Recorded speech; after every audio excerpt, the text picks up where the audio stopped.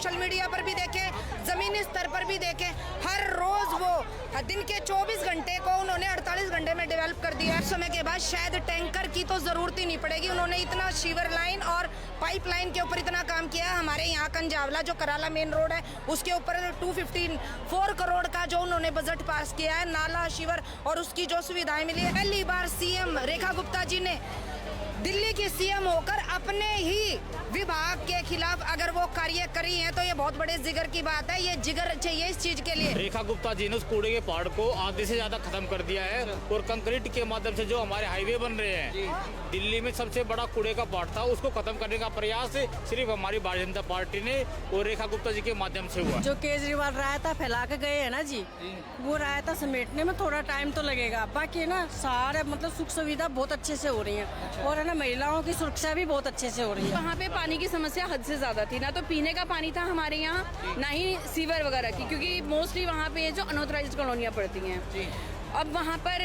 आज के टाइम में हमारे पास सीवर भी है, हमारे पास पानी पीने का पानी भी है, नालियाँ भी हैं, हमें हर चीज़ की सुविधा प्राप्त है। देखिए अगर आज के हम देखें तो हर दूसरे स्टॉप बस स्टॉप के ऊपर ईवी चार्जिंग के पॉइंट्स लग चुके हैं मोस्टली, और उसके अलावा जगह जगह पेट्रोल पंप्स पे ईवी चार्जिंग के लगे हुए हैं। जब ईवी व्हीकल के ऊपर अगर गवर्नमेंट हमें 30% की 40% की सब्सिडी दे रही है तो बहुत अच्छा कदम है। दिल्ली में सीएम रेखा गुप्ता की सरकार कैसा काम कर रही है? बहुत शानदार। ऐसी सीएम पहली बार हमारे देश में दिल्ली में पहली बार आई हैं, जो आप उनको डिजिटल भी देखें, हम सोशल मीडिया पर भी देखें, ज़मीनी स्तर पर भी देखें, हर रोज़ वो दिन के 24 घंटे को उन्होंने 48 घंटे में डेवलप कर दिया है और वो हर 24 घंटे में 48 घंटे काम कर रही हैं। वो नए सीवर लाइन की बात कही जा रही है, यमुना सफाई की बात कही जा रही है, तो क्या ये सब होता हुआ दिख रहा है धरातल पे या बस ये हवाई बातें हैं? क्योंकि आम आदमी पार्टी आरोप लगा रही है कि भाजपा सिर्फ पीआर कर रही है। क्या आम आदमी पार्टी ने पहले कभी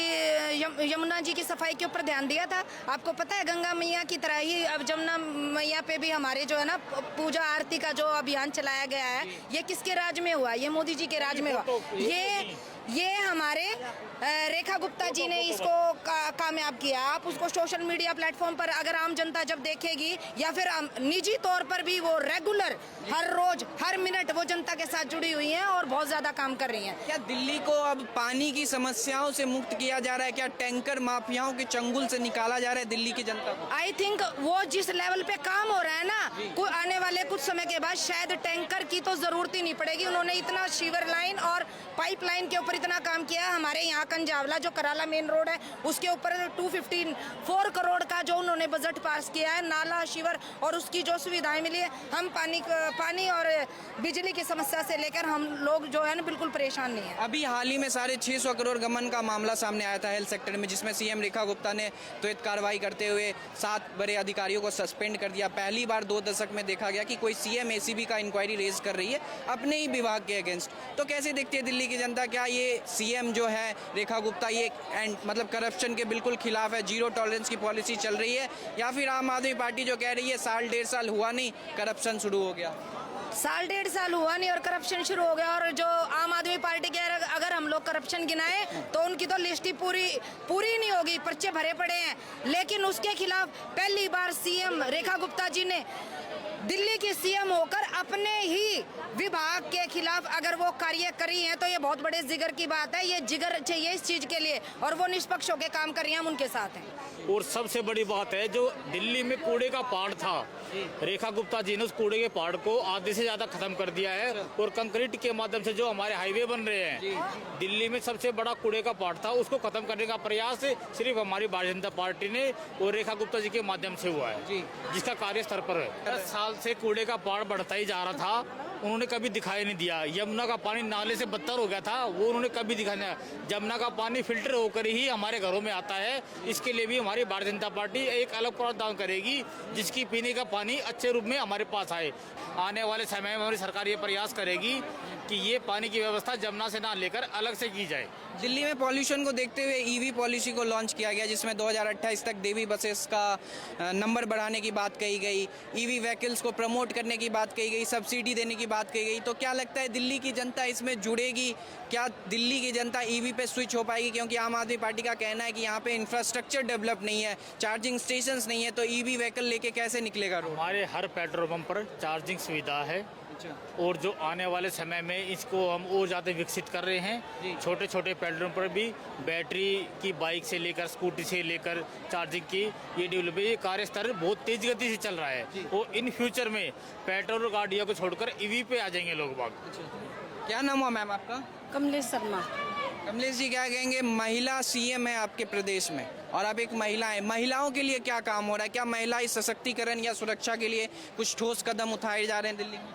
देखिए भैया, जो केजरीवाल रायता फैला के गए हैं ना जी, वो रायता समेटने में थोड़ा टाइम तो लगेगा। बाकी ना सारे मतलब सुख सुविधा बहुत अच्छे से हो रही है और है ना महिलाओं की सुरक्षा भी बहुत अच्छे से हो रही है। बस मैं इतना ही जानती हूँ। रोड बन रहे हैं, नाले सबसे बन पहले रहे हैं। सुरक्षा के तौर पर अगर हम बताए जाएं तो गली गली जो है ना, हमारी जो स्ट्रीट लाइट जो खराब पड़ी थी इतने सालों से, वो जमीनी स्तर पर लगाई गई है दोबारा। हमारी गलियों में, हमारे रोडों पर स्ट्रीट लाइट जब आप देखेंगे, सुरक्षा वहीं से शुरू होती है। क्योंकि हमारे दिल्ली में, दिल्ली राजधानी और यहाँ पर औरतें रात को भी वर्किंग रहती हैं, तो उनका आने जाने में सबसे ज्यादा उनको इस चीज का ये हुआ। बाकी दिल्ली में स्वास्थ्य और चिकित्सा की बात करें तो वो क्या कितनी बेहतर हो पाई है या फिर उसकी हालत जर्जर है? बहुत शानदार। पहले मोहल्ला जो क्लिनिक खोले गए थे, सुअर घूमते थे इसमें, उसके अंदर सिर्फ डाटा तैयार किया गया था, काम उसमें होता नहीं था। एक ही नंबर को 3000 बार रिपीट किया गया है, ये हमारी पार्टी ने साबित भी किया है।